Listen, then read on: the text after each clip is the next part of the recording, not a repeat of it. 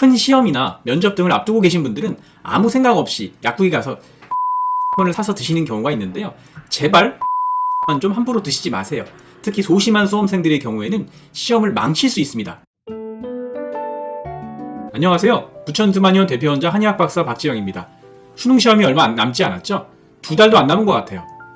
수험생 본인분들도 힘들겠지만 옆에서 지켜보는 부모님들이 더 안타깝고 안쓰럽고 힘드실 것 같아요. 여러 가지 영양제를 챙겨 먹여보기도 하고 총명탕도 생각하시는 부모님들 계실 텐데요. 정말 수험생들에게 총명탕이 잘 맞을까요? 부작용이나 주의할 점은 없을까요? 네, 오늘 영상에서 알려드리겠습니다. 네, 우선 총명이라는 한자어의 뜻을 알아야 되는데요. 한자로는 귀와 눈이 밝다는 뜻인데요. 선생님께 수업 시간에 들은 내용, 책에서 눈으로 읽은 내용을 잘 기억해내는 능력이 있다는 뜻입니다. 총명탕은 중국 명나라 때 의사 공정현이 창안한 처방인데요. 동의보감 건망증 편에도 기록이 되어 있습니다. 여기에는 다양한 처방들이 나오는데요. 그 유명한 총명탕 외에도 장원환, 주자 독소환 등의 처방이 기록되어 있습니다. 이름만 들어도 왠지 장원급제할 것 같지 않나요? 총명탕은 잊어버리기를 잘하는 것을 치료한다. 오랫동안 복용하면 하루에 1000마디의 글을 외울 수 있다. 장원환은 등불 아래서 고통스럽게 책을 읽으면서도 건망증이 심하고 잠을 이루지 못해서 잘 기억하지 못하고 잊어버린 경우 하루에 1000마디의 글을 외울 수 있고 10,000권의 내용을 가슴에 담을 수 있다고 되어 있습니다. 총명탕은 약재 구성도 매우 간단합니다. 원지, 석창포, 백복신으로 이루어져 있는데요. 복령은 소나무 뿌리에 기생하는 버섯의 일종인데요. 소나무 뿌리를 감싸고 있는 것을 복신이라고 하는데 임상적으로는 전체 백복령이나 백복신을 크게 따로 구별해서 사용하거나 유통하고 있지는 않습니다. 체내 이상 수분과 독소를 배출해서 마음을 안정시켜주는 역할을 하는 한약재입니다. 석창포는요, 뇌 신경전달 물질의 흐름을 도와줍니다. 우리 몸에는 뇌혈관 장벽, blood brain barrier라고 하는 것이 있는데요. 우리 몸에 아주 중요한 뇌와 척수를 단단하게 감싸서 독성 물질이나 약물들이 여기를 뚫고 뇌로 전달되지 못하도록 막는 곳인데요. 웬만한 독성 물질이나 약재도 여기를 잘 뚫지 못합니다. 그런데 석창포의 경우에는 직접적으로 뇌혈관 장벽을 통과할 수 있는 몇 안 되는 한약재 중에 하나입니다.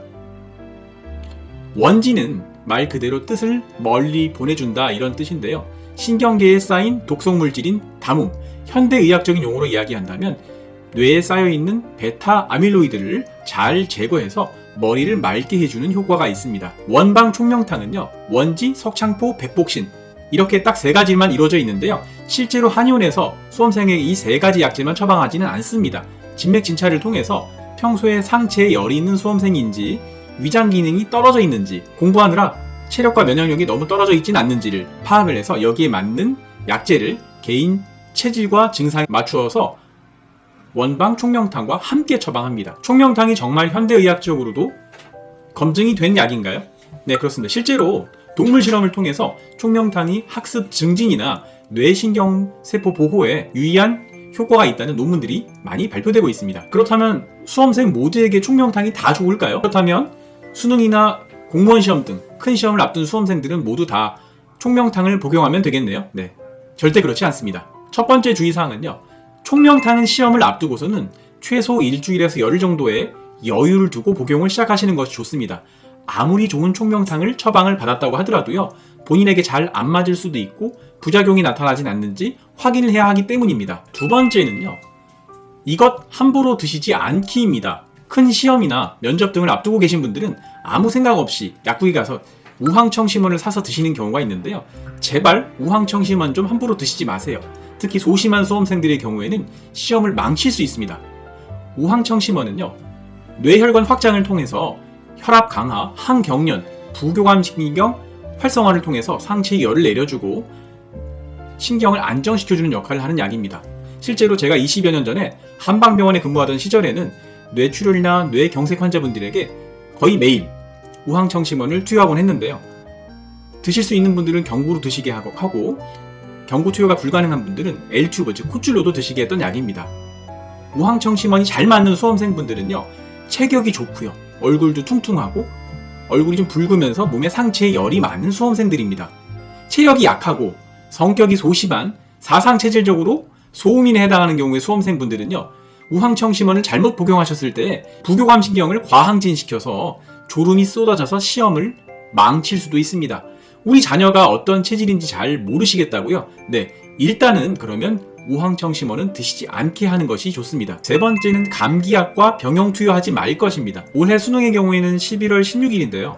마침 수능 시험을 보는 시기는 거의 늘 환절기와 겹칩니다. 수능 한파가 오기도 해서 감기에 걸리는 수험생도 많죠.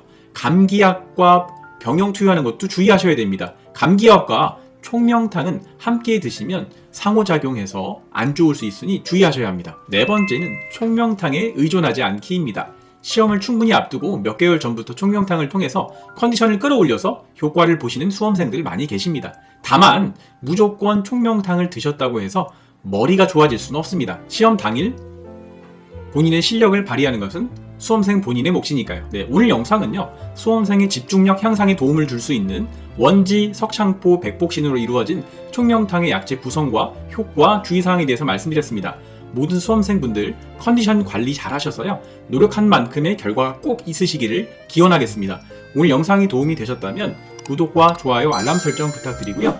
긍정적인 댓글은 영상 제작에 큰 힘이 됩니다. 오늘도 영상 시청해주셔서 대단히 감사합니다.